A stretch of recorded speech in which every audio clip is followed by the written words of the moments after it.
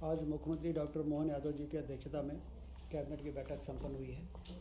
उसमें जैसा कि हम सब जानते हैं कि चीता के मामले में जो लंबे समय से संघर्ष चल रहा था, कूनो अभ्यारण्य में बहुत ही सफल तरीके से चीतों को लाया गया और उनका वंश वृद्धि भी बहुत सफलतापूर्वक सफल रही है। और पिछले दिनों गांधी सागर अभ्यारण्य में 2 चीतों के पुनर्स्थापन का बहुत ही सफल प्रयोग हुआ है। इसकी जानकारी और चर्चा कैबिनेट में हुई है, जिसकी राष्ट्रीय एवं अंतर्राष्ट्रीय स्तर पर चीता रिलोकेशन में मध्य प्रदेश ने जो कार्य किया है उसकी प्रशंसा हो रही है।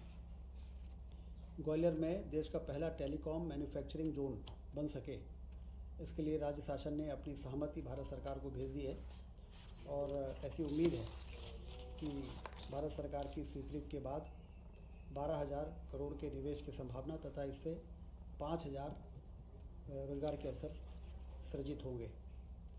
गेहूं उपार्जन 50 लाख मीट्रिक टन हो चुका है। इसमें जो हमारा समर्थन मूल्य है 2425, उसके बाद जो 175 रुपये बोनस का जोड़ा गया, 2600 रुपये में किसानों ने बहुत बढ़ चढ़ के और बड़ी प्रसन्नता के साथ अपनी उपज को खरीदी केंद्रों में पहुंचाया है।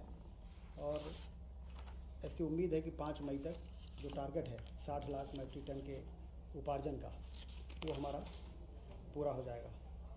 किसानों के खातों में 10,562 करोड़ से अधिक की राशि भेजी जा चुकी है।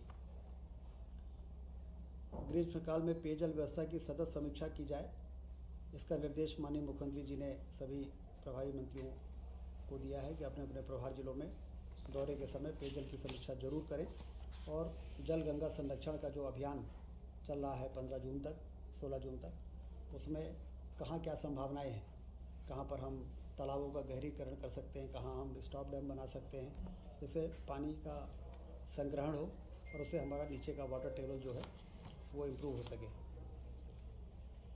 27 अप्रैल को इंदौर में MP टेक कॉन्क्लेव इंदौर में आयोजित होने जा रही है, ब्रिलियंट कन्वेंशन सेंटर में, जिसमें 500 से अधिक टेक्नोलॉजी कंपनी की सहभागिता होगी। IT के सेक्टर में ग्लोबल इन्वेस्टर समिट के बाद IT सेक्टर में काम करने वाली जो कंपनीज़ हैं वो किस तरह से मध्य प्रदेश में अपना निवेश ज़्यादा से ज़्यादा बढ़ाएं, उस दृष्टि से यह जो कॉन्क्लेव होगा ये बहुत ही मील का पत्थर साबित होगा। कैबिनेट ने पोप फ्रांसिस के देहांत पर भी 22 से 24 अप्रैल तक 2 दिन का प्रदेश में राजकीय शोक रहेगा, इसका निर्णय लिया है। ट्रांसफ़र पॉलिसी अगली मंत्रिपरिषद में जो 1 मई से 31 मई तक प्रभावी रहेगी, लाने का भी निर्णय मुख्यमंत्री जी ने निर्देश दिए। टाइगर रिजर्व के बफर जोनों में आमतौर पर देखा जाता है कि टाइगर और मनुष्य के बीच में मुठभेड़ के कारण दुर्घटनाएं होती हैं। तो बफर जोन में कुछ विकास के ऐसे कार्य जिससे कि इसको रोका जा सके, 145 करोड़ की सीमा तक विभिन्न प्रकार के कार्य किए जाएंगे। मध्य प्रदेश के 9 टाइगर रिजर्व से लगे बफर क्षेत्रों में 4 वर्षों में टाइगर की संख्या 526 से बढ़कर 785 हो गई है। तो स्वाभाविक है कि अगल बगल के गांव में टाइगर और मनुष्य के मुठभेड़ और जो हमारे हर्बी बोरर्स हैं, गाय हैं, और इनमें भी हमला हो जाता है। संवेदनशील वन क्षेत्रों में चेन लिंक फेंसिंग की जाना आवश्यक है। इसके लिए एक नवीन योजना की नितांत आवश्यकता है। इसको ध्यान में रखते हुए 25, 26 और 27, 28 3 वर्षों में 145 करोड़ रुपए खर्च किए जाएंगे। मुख्यमंत्री कन्या विवाह निकाह योजना, जो कि बहुत ही लोकप्रिय योजना है, इसमें 49,000 रुपये डायरेक्ट बेनिफिट ट्रांसफ़र और 6,000 रुपये आयोजन में खर्च होते हैं। इसमें अभी 15 मई तक जो भी पंजीयन पूरे प्रदेश में हुए हैं सामूहिक विवाह के लिए, वो तो उसी प्रकार से यथावत आयोजन होंगे। और भविष्य में अब इसमें कुछ संशोधन करते हुए ये निर्णय लिया है कि कम से कम 11 और अधिकतम 200 जोड़ों का ही एक स्थान पर विवाह होगा।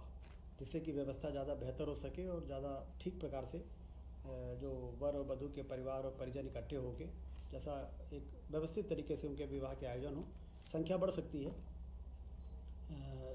किसी ज़िले में जितने विकास खंड हैं हर विकास खंडों में अलग अलग उसको डिस्ट्रीब्यूट करने का फैसला हुआ है।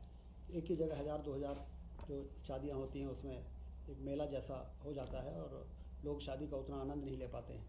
तो उस दृष्टि से मैक्सिमम 200 और न्यूनतम 11 जोड़े भी यदि हैं तो भी सामूहिक विवाह के लिए वो एलिजिबल हो जाएंगे और उनको जो राहत राशि सहायता राशि 49,000 रुपये वो उनको प्राप्त हो सकेगी। आज ये कैबिनेट की बैठक में इन सभी महत्वपूर्ण विषयों पर चर्चा हुई है। धन्यवाद।